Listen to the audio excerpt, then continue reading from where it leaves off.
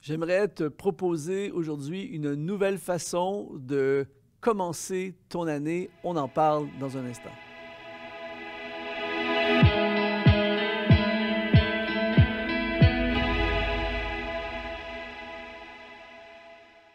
Bienvenue aujourd'hui à ce café matinal et je profite de l'occasion pour te souhaiter une merveilleuse nouvelle année. Je te souhaite tous les vœux de bénédiction et le ciel ouvert sur ta vie. Et justement, aujourd'hui, j'aimerais parler avec toi d'une nouvelle façon de commencer ton année. J'aime énormément les débuts d'année.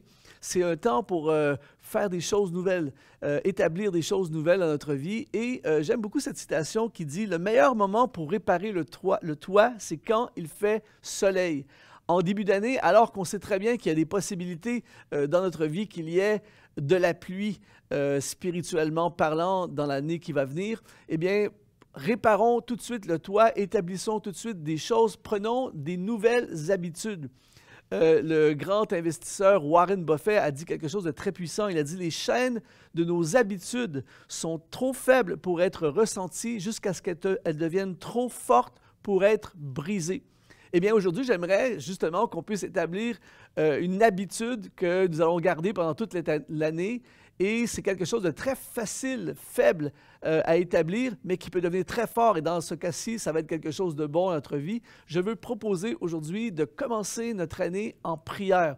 Commencer cette nouvelle année en plaçant 4 prières en priorité dans notre vie. Des prières qui vont complètement transformer l'année qui est devant nous.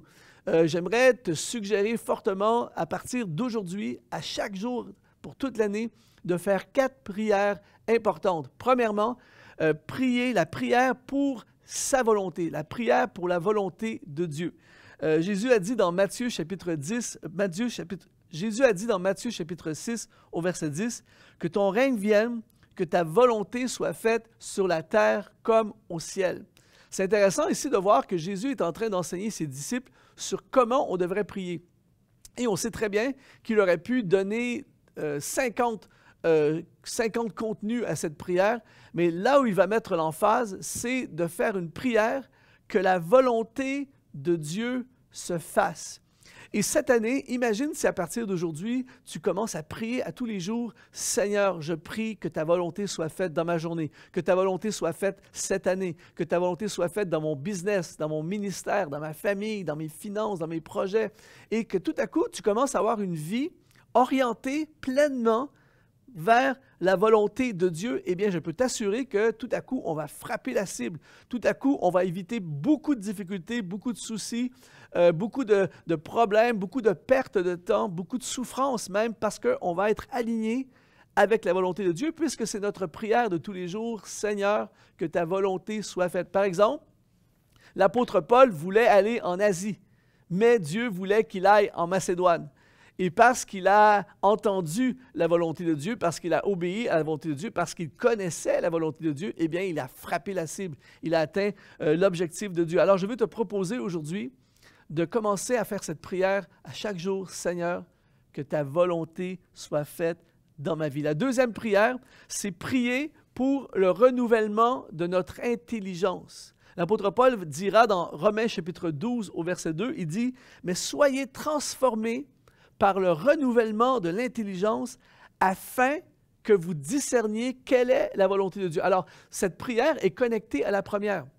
C'est-à-dire que quand notre intelligence est renouvelée, tout à coup, on comprend la volonté de Dieu. Une des choses qu'il est essentiel de comprendre aujourd'hui, c'est que à chaque jour de notre vie, nous avons des informations qui viennent dans nos pensées, que ce soit au travers de ce que nous regardons à la télé, sur Internet, les choses qu'on entend, des conversations au travail, des gens autour de nous, dans notre famille. On est bombardé jour et nuit, presque à la limite, d'informations, de pensées. Le problème, c'est que beaucoup de ces pensées sont fausses, beaucoup de ces pensées sont mensongères, destructrices, même parfois, j'appelle ça de la pollution.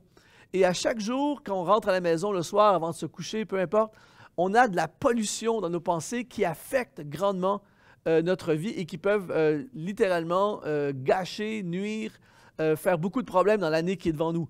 Mais toi et moi, on va être différents. On va faire cette prière à chaque jour. « Seigneur, renouvelle mes pensées. » que ta pensée soit ma pensée, que viens nettoyer, viens purifier, viens transformer ma façon de penser. Et là, tout à coup, en faisant cette prière à chaque jour, eh bien, tout à coup, tu vas commencer à penser comme Dieu. Tu vas voir ta vie comme Dieu la voit. Tu vas voir des possibilités là où les autres vont voir des obstacles. Tu vas voir de l'espoir là où d'autres voient du désespoir. Tu vas voir des solutions dans des situations qui ont l'air des impasses. Tu vas être fortifié dans ta foi. Pourquoi? Parce que tu vas être constamment renouvelé. Seigneur, renouvelle mes pensées. La troisième prière, et celle-ci, elle est vraiment importante, c'est la prière pour la sagesse. Imagine comment sera ton année si à chaque jour de l'année, tu pries pour de la sagesse. Seigneur, donne-moi de la sagesse aujourd'hui. On connaît, la plupart d'entre nous, si on a lu la Bible au moins une fois, on connaît l'histoire de Salomon et le livre des Proverbes. Salomon se retrouve en leadership d'une nation. Dieu lui propose de lui demander tout ce qu'il veut, il va lui accorder. Et Salomon demande la sagesse. Ça dit dans 1 Roi chapitre 3 au verset 9, « Accorde donc à ton serviteur un cœur intelligent pour juger ton peuple, pour discerner le bien du mal, car qui pourrait juger ton peuple, si ce peuple si nombreux? » Salomon, au-delà de toute chose, en priorité, a demandé la sagesse. Et la sagesse, ce qu'elle va faire dans ta vie et dans ma vie, c'est qu'elle va orienter ma vie. La sagesse va me préserver de mauvais choix, de mauvaises associations, de mauvais investissements. La sagesse va m'aider à avoir une maîtrise de moi-même. La sagesse va m'aider à avoir des propos sages. La Bible, le livre des Proverbes dit « Tel parle avec légèreté, blesse comme un glaive, mais la langue des sages apporte la guérison. » Alors imagine ta vie cette année, si à chaque jour tu fais cette prière comme Salomon, donne-moi un cœur sage, donne-moi un cœur intelligent pour diriger mon entreprise, donne-moi un cœur intelligent et sage pour diriger ma famille, pour conduire ma famille, donne-moi un cœur intelligent et sage pour bien administrer l'argent que tu me confies, pour bien orienter et diriger mon ministère. La sagesse à chaque jour va te donner des bonnes directions, va te préserver du malin, va te placer et te positionner dans des positions stratégiques. Et la bonne nouvelle, Jacques nous dit dans Jacques, chapitre 1, verset 5, il dit « Si quelqu'un d'entre vous manque de sagesse, qu'il la demande à Dieu, qui donne à tous simplement et sans reproche, et elle lui sera donnée. » Alors, toi et moi, à partir d'aujourd'hui, on va commencer à faire cette prière à chaque jour de notre vie. « Seigneur, donne-moi ta sagesse aujourd'hui. » Et la quatrième prière est celle-ci, va complètement révolutionner ta nouvelle année, c'est la prière pour le courage. Sois certain d'une chose, et je ne veux pas être négatif aujourd'hui, mais sois certain d'une chose dans la nouvelle année, dans cette année qui vient devant nous, il y aura des vents contraires, il y aura des attaques, il y aura des moments compliqués peut-être, il y aura peut-être des épreuves, on ne sait pas ce qui est devant nous, et il y aura des moments où on va se sentir à bout de force, plus de force. Mais dans Actes chapitre 4, verset 29, ils se sont trouvés dans une période comme ça d'opposition, d'attaque. Et là, ils vont faire cette prière.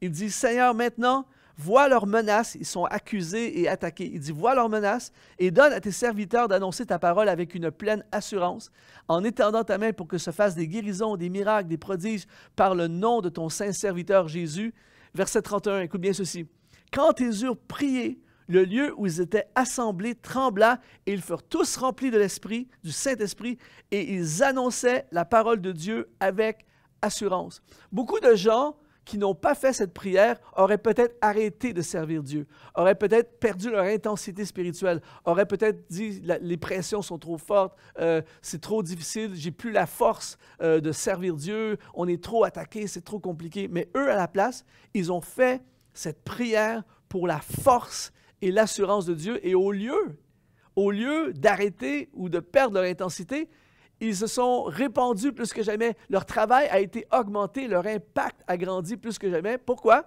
Parce que tout à coup, ils ont été remplis d'une assurance, d'une force pour continuer. Peut-être qu'alors que tu regardes cette vidéo, déjà au début d'année, tu es fatigué, tu ne te sens pas à la hauteur, tu as peur, tu es angoissé à la venue, à penser à tout ce qui est devant toi. Aujourd'hui, fais cette prière pour sa force. À chaque jour, Seigneur, donne-moi la force de relever les défis aujourd'hui. Aujourd'hui, donne-moi la force d'affronter mes clients, d'affronter mon patron, la situation à mon travail. Donne-moi la force d'affronter cette maladie. Donne-moi la force d'affronter cette situation financière. Donne-moi la force d'avancer et de continuer ce ministère que tu m'as confié. Je peux t'assurer d'une chose, tout à coup, le Saint-Esprit va te rendre capable. Tu vas sentir une force surnaturelle. C'est énorme. Alors, ces 4 prières vont complètement transformer ta vie cette année. Priez pour sa volonté, priez pour le renouvellement de nos pensées, priez pour la sagesse et priez pour sa force. Et prépare-toi à vivre une année absolument extraordinaire grâce à Dieu, avec Dieu. Merci d'avoir été là. Je prie pour toi en ce moment même et j'appelle la bénédiction du ciel sur ta vie, sur ta famille, sur tes entreprises, sur ton ministère. Je te souhaite une année magnifique avec le Seigneur et surtout une année dans son plan parfait avec la force divine. Que Dieu te bénisse.